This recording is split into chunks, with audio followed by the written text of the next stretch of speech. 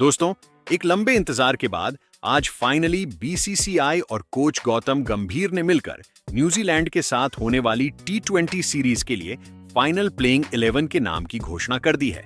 और जैसे ही ये खबर सामने आई, वैसे ही फैंस के दिलों की धड़कनें तेज हो चुकी हैं और इस नई टीम को देखकर फैंस के बीच बहस छिड़ गई है, क्योंकि इस प्लेइंग में कोच गंभीर और बीसीसीआई ने ऐसे ऐसे चेहरों को शामिल किया है जिन्हें सुनकर आप चौंक जाओगे। तो दोस्तों, आखिर कौन हैं वो 11 लड़के जिन पर गंभीर और बीसीसीआई ने भरोसा किया है, और क्या न्यूजीलैंड सीरीज से पहले इतने बड़े बदलाव करना सही है? इन सारे सवालों का जवाब आपको आज के वीडियो में मिलेगा, तो वीडियो को अंत तक जरूर देखें। लेकिन दोस्तों, यदि आप भी यह मानते हैं कि न्यूजीलैंड के साथ होने वाली T20 सीरीज के लिए सूर्यकुमार यादव की जगह हार्दिक पांड्या को कप्तान बनाना चाहिए, तो कमेंट सेक्शन में अपनी राय जरूर व्यक्त करें और हार्दिक पांड्या लिखकर बीसीसीआई तक अपनी आवाज पहुंचाएं। साथ ही यदि आप चैनल पर पहली बार आए हैं तो चैनल को सब्सक्राइब करके बेल आइकन दबा दें, क्योंकि आपको हमारे इस चैनल पर प्लेइंग 11 से रिलेटेड वीडियोस मिलती है। जी हां दोस्तों, 21 जनवरी से शुरू होने वाले 5 मैचों की सीरीज के लिए आज बीसीसीआई ने भारतीय टीम का चयन कर लिया है और इस टीम में ऐसे ढाकड़ खिलाड़ियों को शामिल किया है जिनकी उम्मीद किसी भी फैन को नहीं थी। वहीं कुछ बड़े दिग्गज खिलाड़ियों को बाहर का रास्ता दिखा दिया है। यह चयन भारतीय क्रिकेट के लिए एक महत्वपूर्ण मोड़ साबित हो सकता है, क्योंकि कोच गौतम गंभीर का नया युग शुरू हो चुका है। गंभीर हमेशा से परफॉर्मेंस पर आधारित चयन के पक्षधर रहे हैं और इस बार भी उनका प्रभाव साफ दिखाई दे रहा है। टीम में युवा प्रतिभाओं को प्राथमिकता दी गई है, जो आने वाले समय में भारतीय T20 क्रिकेट की रीढ़ बन सकते हैं। साथ ही कुछ अनुभवी खिलाड़ियों की वापसी या बने रहना टीम को संतुलन प्रदान करता है। यह सीरीज न केवल न्यूजीलैंड के खिलाफ एक द्विपक्षीय मुकाबला है, बल्कि आगामी बड़े टूर्नामेंट्स की तैयारियों का एक अहम हिस्सा भी है। घरेलू सरजमीं पर खेली जाने वाली यह सीरीज भारतीय खिलाड़ियों को अपनी क्षमता साबित करने का सुनहरा मौका देगी। फैंस के बीच यह बहस छिड़ी हुई है कि इतने बड़े बदलाव सीरीज से ठीक पहले करना कितना उचित है। एक तरफ जहां कुछ लोग इसे जरूरी रिफ्रेशमेंट मानते हैं, वहीं दूसरे इसे जोखिम भरा कदम कह रहे हैं। यह बदलाव भारतीय क्रिकेट के भविष्य के लिए सकारात्मक संकेत है।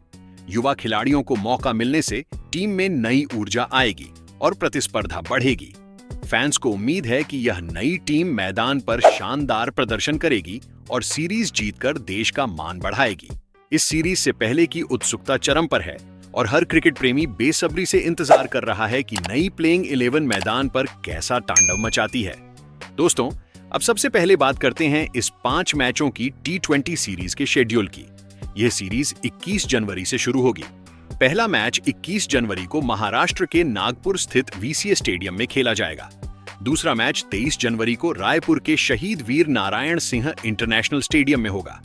तीसरा मुकाबला गुवाहाटी के बारसापारा क्रिकेट स्टेडियम में आयोजित किया जाएगा, जबकि चौथा मैच विशाखापट्टनम के ACA क्रिकेट स्टेडियम में खेला जाएगा। सीरीज का 5वां और अंतिम मैच तिरुवनंतपुरम के ग्रीनफील्ड इंटरनेशनल स्टेडियम में होगा। सभी मैच भारतीय समयानुसार शाम 7 बजे से शुरू होंगे। टॉस शाम 6:30 पर होगा और मैच ठीक 7 बजे आरंभ होगा। आप इन सभी मुकाबलों को जियो सिनेमा ऐप पर लाइव स्ट्रीमिंग के माध्यम से देख सकते हैं। वहीं यदि आप टेलीविजन पर मैच देखना चाहते हैं तो स्टार स्पोर्ट्स नेटवर्क पर इसका सीधा प्रसारण उपलब्ध होगा। तो दोस्तों, कैलेंडर पर इन तारीखों को मार्क कर लीजिए और अपनी पसंदीदा टीम को सपोर्ट करने के लिए तैयार हो जाइए। यह सीरीज निश्चित रूप से रोमांच और उत्साह से भरपूर होने वाली है। तो चलिए अब बात करते हैं उन 11 लड़ाकों की जिस पर गंभीर ने भरोसा किया है। ओपनिंग की जिम्मेदारी अब अभिषेक शर्मा के मजबूत कंधों पर होगी। दोस्तों, भारतीय टीम के लिए ओपनिंग हमेशा से एक बेहद अहम भूमिका रही है और हाल के प्रदर्शन को देखते हुए यह जिम्मेदारी अब पूरी तरह अभिषेक शर्मा को सौंपी गई है।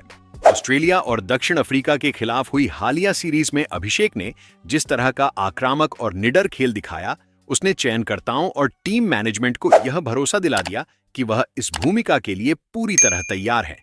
दक्षिण अफ्रीका के खिलाफ खेले गए तीनों मुकाबलों में अभिषेक शर्मा ने भारतीय टीम को धमाकेदार शुरुआत दिलाई। उनकी बल्लेबाजी में न सिर्फ ताकत नजर आई, बल्कि एक स्पष्ट सोच और मैच पर नियंत्रण भी दिखाई दिया। पावर प्ले के ओवरों में अभिषेक पहली ही गेंद से गेंदबाजों पर दबाव बनाते हैं, जिससे विपक्षी कप्तान की योजनाएं जल्दी ही बिखरने लगती हैं। कोच गौतम गंभीर ने अभिषेक की इसी क्षमता को देखते हुए उन्हें ओपनिंग के लिए चुना है।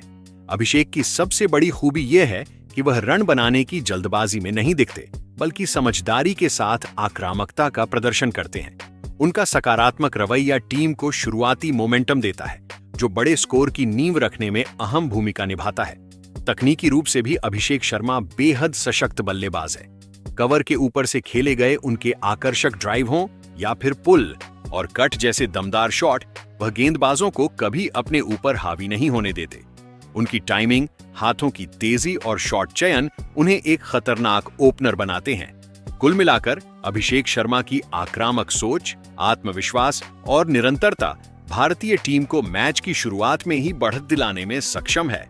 आने वाले मुकाबलों में उनसे यही उम्मीद होगी कि वह इस भरोसे को बनाए रखते हुए टीम को मजबूत और निर्णायक शुरुआत दें। अभिषेक शर्मा का साथ देने अब संजू सैमसन मैदान में उतरेंगे। भारतीय टीम की बल्लेबाजी को मजबूती देने के लिए संजू सैमसन का साथ अभिषेक शर्मा के साथ बेहद अहम साबित हो सकता है। संजू सैमसन लंबे समय से अपनी प्रतिभा के लिए जाने जाते हैं, लेकिन हाल के दिनों में उन्होंने अपने खेल में निरंतरता और परिपक्वता भी जोड़ दी है। उनका बल्लेबाजी अंदाज आधुनिक क्रिकेट की पूरी मांग को पूरा करता है, आक्रामक, संतुलित और परिस्थिति के अनुसार ढलने वाला। संजू की बल्लेबाजी की सबसे बड़ी खासियत उनकी टाइमिंग और शॉट्स की क्लीन हिटिंग है। वह गेंद को जोर से मारने के बजाय सही टाइमिंग के साथ बाउंड्री तक पहुंचाने में विश्वास रखते हैं। कवर ड्राइव, स्ट्रेट ड्राइव और स्क्वायर के बीच खेले गए उनके शॉट्स तकनीकी रूप से बेहद सटीक होते हैं। इसके अलावा स्पिन गेंदबाजों के खिलाफ उनके फुटवर्क और गैप खोजने की क्षमता उन्हें एक अलग ही स्तर का बल्लेबाज बनाती है। अगर हालिया फॉर्म की बात करें तो संजू सैमसन ने पिछले कुछ मुकाबलों में बेहतरीन आत्मविश्वास दिखाया है। उन्होंने न सिर्फ तेज गति से रन बनाए हैं, बल्कि जरूरत पड़ने पर पारी को संभालने की भूमिका भी निभाई है। यही संतुलन उन्हें टीम के लिए बेहद उपयोगी खिलाड़ी बनाता है। अभिषेक शर्मा के आक्रामक खेल के साथ संजू सैमसन की स्थिर और नियंत्रित बल्लेबाजी टीम को एक मजबूत शुरुआत दे सकती है। जहां अभिषेक गेंदबाजों पर शुरुआती दबाव बनाते हैं, वहीं संजू उस दबाव को बड़े स्कोर में बदलने की क्षमता रखते हैं। दोनों का यह संयोजन भारतीय टीम की टॉप ऑर्डर बल्लेबाजी को नई धार देने वाला साबित हो सकता है। तीसरे क्रम पर कप्तान सूर्य कुमार यादव का उतरना भारतीय टीम के लिए संतुलन और आक्रमण दोनों का प्रतीक होगा। सूर्य कुमार यादव आधुनिक क्रिकेट के सबसे रचनात्मक बल्लेबाजों में से एक हैं।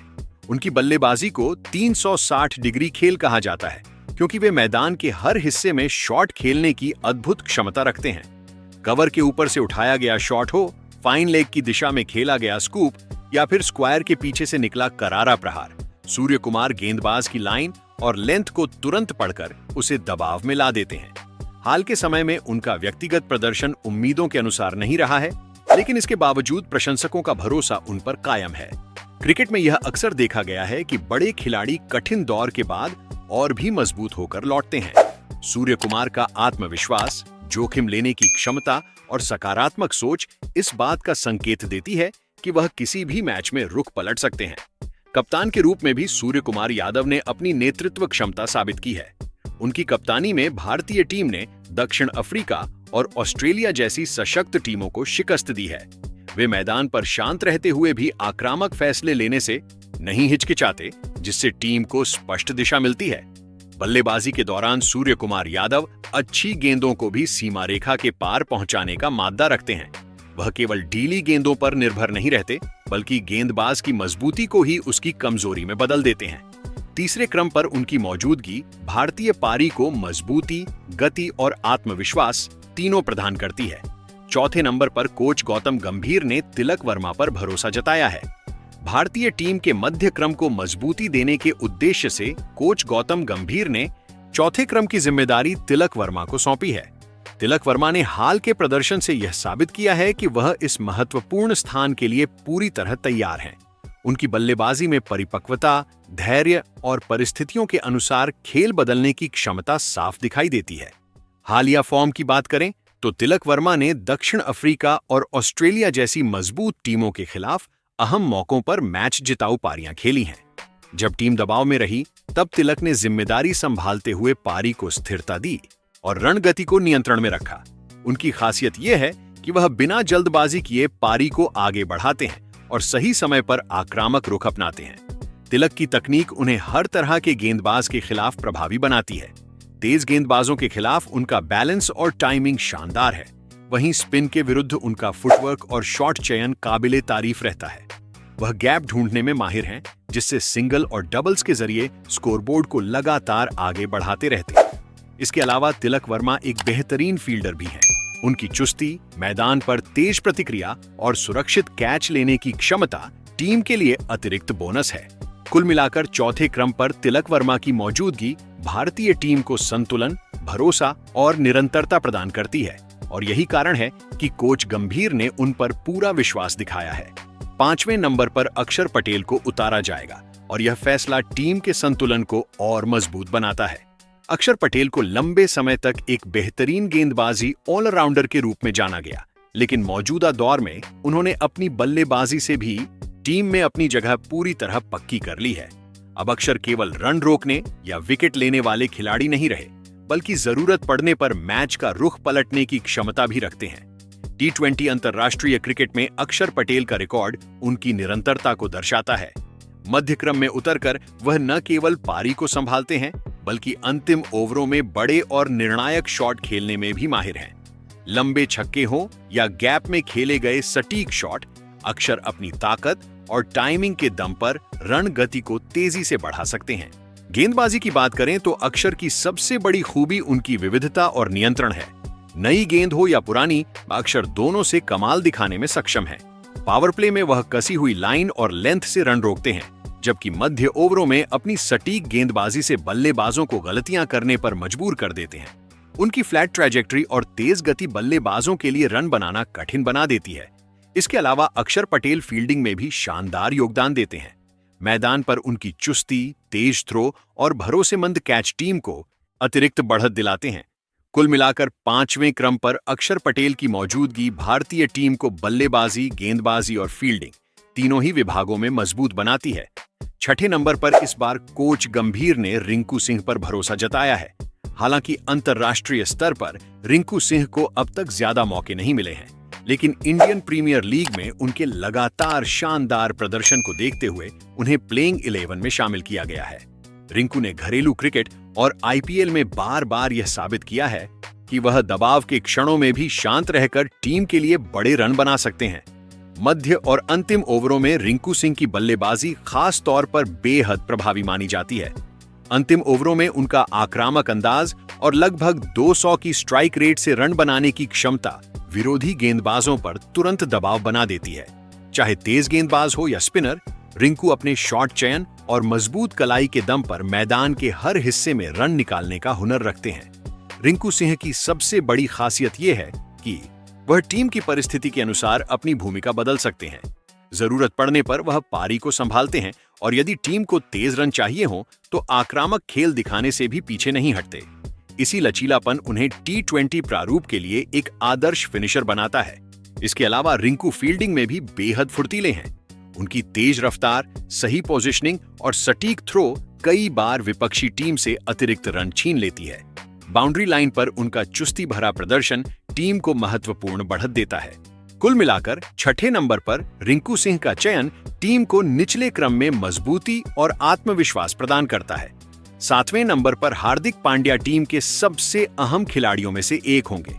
हार्दिक पांड्या का नाम आते ही ऑलराउंड प्रदर्शन की तस्वीर सामने आ जाती है। अफ्रीका के खिलाफ उन्होंने अपनी धारदार गेंदबाजी से यह साबित किया है कि वह नई ही नहीं बल्कि पुरानी गेंद से भी विकेट निकालने की क्षमता रखते हैं। पावर प्ले हो या मिडिल ओवर, हार्दिक की तेज और सटीक गेंदें बल्लेबाजों को खुलकर खेलने का मौका नहीं देती।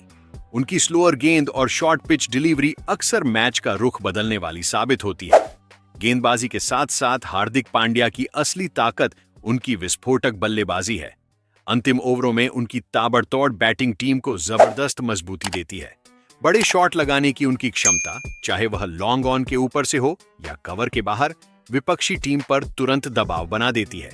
जब रन रेट बढ़ाने की जरूरत होती है, तब हार्दिक मैदान पर उतरते ही मैच का टेम्पो बदल देते हैं। हार्दिक का एटीट्यूड और आत्मविश्वास उन्हें बाकी खिलाड़ियों से अलग बनाता है। वह न केवल एक मैच विनर है, बल्कि मानसिक तौर पर भी टीम को मजबूती देने वाले खिलाड़ी हैं। खुद एक सफल कप्तान रह चुके हार्दिक पांड्या को नेतृत्व का अनुभव है, जिसकी झलक मैदान पर उनके फैसलों और बॉडी लैंग्वेज में साफ दिखाई देती है। दबाव के हालात में शांत रहना और जिम्मेदारी लेना हार्दिक की सबसे बड़ी खूबी है। 7वें नंबर पर उनका होना भारतीय टीम को संतुलन, आक्रामकता और आत्मविश्वास तीनों देता है, जो किसी भी बड़े मुकाबले में जीत की नींव बन सकता है। 8वें नंबर पर चयनकर्ताओं और कोच गौतम गंभीर ने हर्षित राणा पर भरोसा जताया है और इसके पीछे ठोस कारण है। हर्षित राणा ने अफ्रीका के खिलाफ अपने दम पर मैच का रुख पलटकर यह साबित किया कि वह बड़े मुकाबलों के खिलाड़ी हैं। दबाव की स्थिति में विकेट निकालना उनकी सबसे बड़ी ताकत बनकर उभरी है, जो किसी भी टीम के लिए अमूल्य होती है। हर्षित राणा की तेज गेंदबाजी में स्विंग का जबरदस्त मिश्रण देखने को मिलता है। नई गेंद हो या थोड़ी पुरानी, उनकी गेंद हवा में स्विंग करती है, जिसे पढ़ना बल्लेबाजों के लिए आसान नहीं होता। यही वजह है कि कई बार सेट बल्लेबाज भी उनकी गेंदों पर गलती कर बैठते हैं। उनकी लेंथ में निरंतरता और आक्रामक लाइन बल्लेबाजों को खुलकर खेलने से रोकती है। सबसे खास बात यह है कि हर्षित राणा केवल रफ्तार पर निर्भर नहीं रहते। वह समय समय पर धीमी गेंदों का सटीक इस्तेमाल करते हैं, जिससे बल्लेबाजों की टाइमिंग बिगड़ जाती है। आक्रामक तेज गेंद और चतुर स्लोअर बॉल का यह संयोजन उन्हें एक स्मार्ट गेंदबाज बनाता है, जो आधुनिक क्रिकेट की मांग है। गेंदबाजी के अलावा हर्षित राणा फील्डिंग में भी टीम के लिए अतिरिक्त ऊर्जा लेकर आते हैं। उनकी चुस्ती और तेज रिफ्लेक्स कई बार अतिरिक्त रन बचाने के साथ साथ महत्वपूर्ण कैच दिलाने में मदद करते हैं। बल्लेबाजी में भी हर्षित राणा हाथ आजमाने से नहीं हिचकते। निचले क्रम में आकर तेज रन बनाने की उनकी क्षमता उन्हें 8वें नंबर के लिए पूरी तरह फिट बनाती है। आक्रामकता, कौशल और समझदारी का यह संतुलन हर्षित राणा को भारतीय टीम के लिए एक भरोसेमंद ऑलराउंड विकल्प बनाता है। 9वें नंबर पर कुलदीप यादव को उतारा जाएगा और यह फैसला टीम के गेंदबाजी संतुलन को और मजबूत करता है। कुलदीप यादव भारत के उन कलाई स्पिनरों में शामिल हैं जो किसी भी समय मैच का रुख बदलने की क्षमता रखते हैं। उनकी गेंदों में फ्लाइट, टर्न और गति का ऐसा संयोजन होता है जिससे बल्लेबाज बड़े शॉट खेलने से पहले कई बार सोचने पर मजबूर हो जाते हैं। हालिया समय में कुलदीप का फॉर्म लगातार बेहतर रहा है। अफ्रीका और ऑस्ट्रेलिया जैसी मजबूत टीमों के खिलाफ उन्होंने मध्य ओवरों में विकेट निकालकर भारत को मैच पर पकड़ दिलाई। खासतौर पर जब साझेदारी बनने लगती है, तब कुलदीप की एंट्री विपक्षी टीम की लय तोड़ देती है। उनकी खासियत यह है कि वह केवल रक्षात्मक गेंदबाज नहीं है, बल्कि आक्रमणकारी सोच के साथ गेंदबाजी करते हैं। गुगली और फ्लाइटेड डिलीवरी उनके सबसे प्रभावी हथियार हैं। इसके अलावा फील्डिंग में भी कुलदीप काफी सुरक्षित माने जाते हैं और जरूरत पड़ने पर निचले क्रम में उपयोगी रन भी जोड़ लेते हैं। कुल मिलाकर 9वें नंबर पर कुलदीप यादव टीम को वह विविधता देते हैं जो बड़े टूर्नामेंटों में जीत की नींव बनती है। 10वें नंबर पर अर्शदीप सिंह को जिम्मेदारी सौंपी जाएगी, जो वर्तमान समय में भारत के सबसे भरोसेमंद लेफ्ट आर्म तेज गेंदबाजों में गिने जाते हैं। अर्शदीप की सबसे बड़ी ताकत उनकी स्विंग और डेथ ओवर्स में सटीक यॉर्कर है। नई गेंद से वह शुरुआती ओवरों में बल्लेबाजों को बांध कर रखते हैं और अंत के ओवरों में रन गति पर लगाम लगाने का मादा रखते हैं। हालिया प्रदर्शन की बात करें तो अर्शदीप ने दबाव के क्षणों में शानदार गेंदबाजी कर टीम को कई अहम सफलताएं दिलाई है। उनकी शांत मानसिकता और मैच की परिस्थिति को समझने की क्षमता उन्हें अन्य गेंदबाजों से अलग बनाती है। अर्शदीप की लेंथ में निरंतरता और बाएं हाथ का एंगल बल्लेबाजों के लिए अतिरिक्त चुनौती पैदा करता है। स्लोअर बॉल और कट्टर का सही इस्तेमाल उन्हें आधुनिक क्रिकेट के अनुकूल बनाता है। फील्डिंग में भी वह पूरी ऊर्जा के साथ योगदान देते हैं। 10वें नंबर पर अर्शदीप सिंह का होना भारतीय गेंदबाजी आक्रमण को गहराई और संतुलन दोनों प्रदान करता है। 11वें नंबर पर जसप्रीत बुमराह भारतीय टीम की अगुवाई करते नजर आएंगे और उनका नाम ही विपक्षी टीम पर मानसिक दबाव बनाने के लिए काफी है। बुमराह विश्व क्रिकेट के सबसे घातक तेज गेंदबाजों में शामिल हैं, जिनकी सटीकता और अनोखी गेंदबाजी शैली उन्हें खास बनाती है। बुमराह की यॉर्कर आज भी दुनिया की सर्वश्रेष्ठ मानी जाती है। चाहे नई गेंद हो या अंतिम ओवर, वह हर परिस्थिति में समान प्रभाव के साथ गेंदबाजी करने में सक्षम है। हालिया फॉर्म में भी उन्होंने बड़े मुकाबलों में विकेट निकालकर भारत को मजबूत स्थिति में पहुंचाया है। उनकी सबसे बड़ी खूबी ये है कि वह दबाव में और भी खतरनाक हो जाते हैं। कप्तान के लिए वह सबसे भरोसेमंद विकल्प होते हैं। इसके अलावा उनकी अनुशासित लाइन लेंथ विपक्षी बल्लेबाजों को खुलकर खेलने का मौका नहीं देती। 11वें नंबर पर जसप्रीत बुमराह का होना भारतीय टीम के लिए सुरक्षा कवच जैसा है, जो किसी भी मैच में जीत की गारंटी बनने की क्षमता रखता है। अब बारी आपकी है। इस संभावित प्लेइंग 11 को देखें तो साफ नजर आता है कि टीम संयोजन अनुभव, युवा जोश और संतुलन का बेहतरीन मिश्रण है। शीर्ष क्रम में आक्रामक बल्लेबाजी की क्षमता है, मध्य क्रम में स्थिरता और मैच फिनिश करने का मादा मौजूद है, जबकि निचला क्रम तेज और विविधतापूर्ण गेंदबाजी से सुसज्जित है। यह टीम न केवल बड़े लक्ष्य खड़े करने की ताकत रखती है, बल्कि दबाव में विपक्षी टीम को बांधने और मैच अपने पक्ष में मोड़ने की भी पूरी क्षमता रखती है। अब आपकी राय बेहद अहम है। आपको यह प्लेइंग 11 कैसी लगी? और अगर आप चाहते हैं कि भारत न्यूजीलैंड को हराकर यह सीरीज अपने नाम करे, तो कमेंट में जय हिंद लिखना ना भूलें।